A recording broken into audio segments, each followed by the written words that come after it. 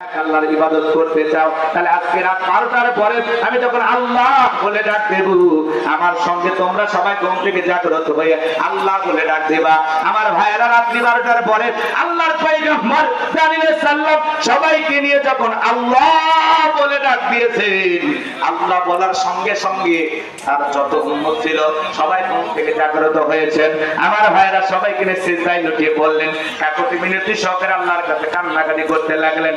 আর দেখে বলেন, আল্লাহ আমার উম্মতরা ভুল করেছে, নিজেদের ভুল স্বীকার করেছে, তারা তওবা করে ফিরে এসেছে।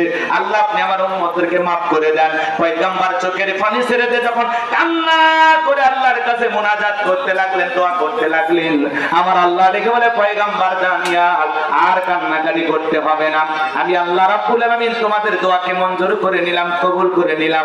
ওয়াসিরেই জালেম বাদশা পক্ষে নাসরের জেলখানা থেকে মুক্ত করার ব্যবস্থা আমি আল্লাহ করে দেব। বলেন